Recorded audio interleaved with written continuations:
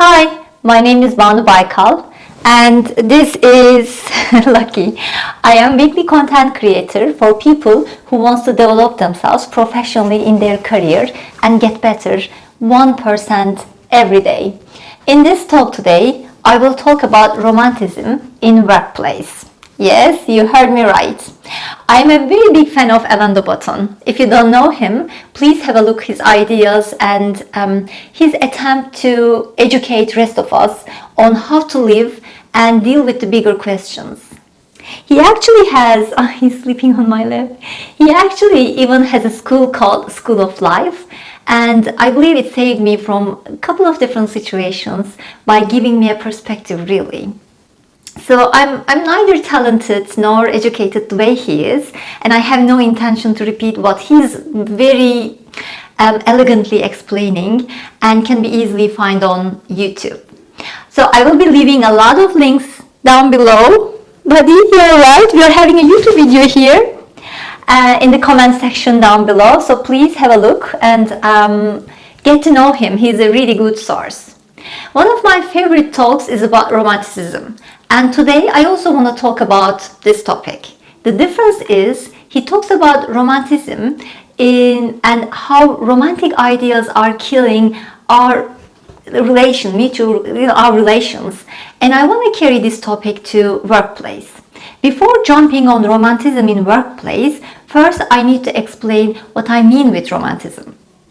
Alain de Botton talks about romantic books, films, especially started as an intellectual movement by poets and writers back in 18th century.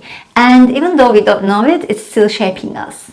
Many ideas on love, about how we're supposed to feel when we are in love, or how we should live our romantic life, our expectations comes from those times, from those books and those films. Essentially, we are very shaped by love narratives we read.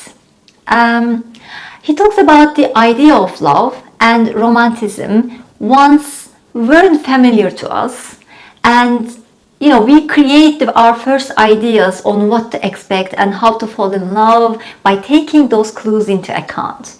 He also talks about now we are living in the romantic era.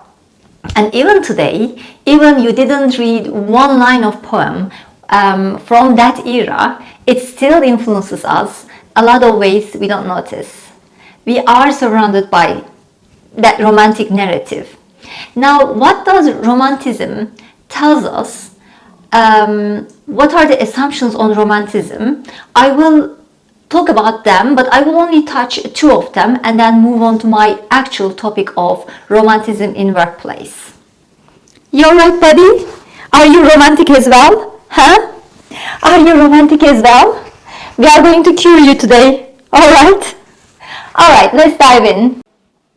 The first one is all of us has a soulmate. You may not be able to locate them already. You may be still furiously swiping left and right to locate them, but they are out there. And you will find them. And the second one is when you find them, you will be redeemed worthy. They will understand every part of you. And you don't have to even explain yourself because, from a look, they'll just know. So if you happen to be angry or hurt by an action coming from them, you never need to explain what has just happened, why you gave them a silent treatment for all night. They love us, therefore they should already know. Perhaps you could explain why you are giving a silent treatment for whole night, but why? He loves you. Therefore, he should know, right? It's a cute idea if you're a teenager, but if you are over 40 like I am, it's a map to a disaster in your relation, really. So let's switch to workplace and look for some of the assumptions we have that shows us that we are romantic in workplace. All right. The first one, and in my opinion, is the most dangerous one, is that you don't need to explain your achievements to your manager, to anybody really. You worked hard, they should know it, right? Because it's their job to know it. You don't need to, I don't know, self-promote yourself. Again, you're working more than anybody. So, they'll notice. You're right.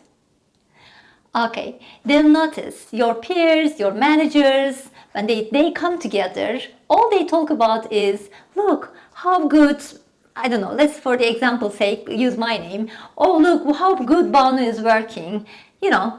You get the idea. Another one, you need to have a great impact as soon as you start working in your work. Another one, you don't need to work to find your purpose in life. It should just come to you, from above, like a calling from God, or I don't know, whatever you're believing in. Another one, if you are right on something, that is good enough to make it work for the rest of the equation. It should be enough. Another one, being right gives you the green light on that project because you were right, you had the idea. Another one, if you have good ideas, C should be divided, split and give you the pass. Another one, you will have only one career. You graduate from your school and start work, and always you should be working from your way up above, If you're thinking one or many of those ideas as well, there's a chance you might be the work romantic. I don't want to explain each and every one of them. I think from my tone, the way I explain it, you get the idea. I don't believe they are necessarily true or, in this case, helpful to your career. I only will, in general, talk about, maybe touch a couple of them, and in which I believe they are the most critical ones. I saw many times. Even sometimes interns comes to me and saying, Banu, I'm in this company for 2 months and I don't see my impact. First time I heard that, I thought that person was doing a joke, honestly. Because, there I was working maybe 5 years and I couldn't even make a dent in anything. And I was listening to this intern and his search of impact. Even I admire the attempt. I find this, in very simple terms, quite romantic. Depending on the company size you work in, I'm mostly talking about, because my experience is as such, big international companies here. These are really giant organizations. Making an impact can happen in 2 different ways. It is either your intellectual execution power, experience in business, which I underline, your experience in business, your connections, like stars aligns, or, or a miracle happens and then you happen to be there. I don't want to think that I don't want to say you can't have an impact. But in my experience, if you're onto something, it happens a lot slower than you think. So for an intern or for a person who just started in your career in that company without a business experience, worrying that you're not having an impact in that company is naive. And another one, and also connected to this, good ideas doesn't mean everything. I saw a lot of, people with zillion good ideas. This is not bad. They are not bad. It's just good ideas by itself are not enough. What business environment needs, as much as or more than that, more than good ideas, is the will to execute them. And not only for a while, until the end. It's not necessarily glory all the time. Like a zillion different small tasks need to be done. And even you had the people at the beginning, you may notice in time people, people start looking up the next type idea and start to, get sloppy with your ideas. This is where you need to stick with the current one and get all things done. I believe even if it's the average idea, with a brilliant execution and continuous improvements, you get a lot better results compared to a really good idea with bad execution. So as a person, I don't really believe perfection and perfect ideas that they exist. I think you should be aiming keep generating ideas and continually improve them. And I'm not saying don't give importance to brilliant ideas. What I'm saying is notice the effort and importance of execution, which is often less glory part, but makes it. This is how it works. And you may have, on the career part, you may not have only one career. This is quite a long topic, so I will talk about it later on. But statistics shows us we are more likely to have a couple of career changes in our lifetime.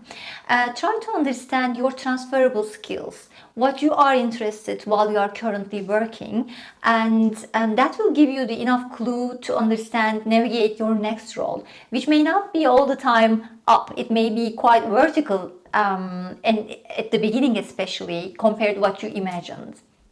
Okay, all the work romantics out there. This is just notice these behaviors because it may be affecting your career, and thinking about them and understanding them really important, especially the ones like my manager should notice my achievements. Like, it may not happen. You may need to self-promote more than you initially thought at the beginning. All right, so we talked about romanticism in workplace this week. I hope it was helpful. If you have any questions, please leave them down below. I will do my best to answer them. And give me a thumbs up if you feel that video was helpful for you.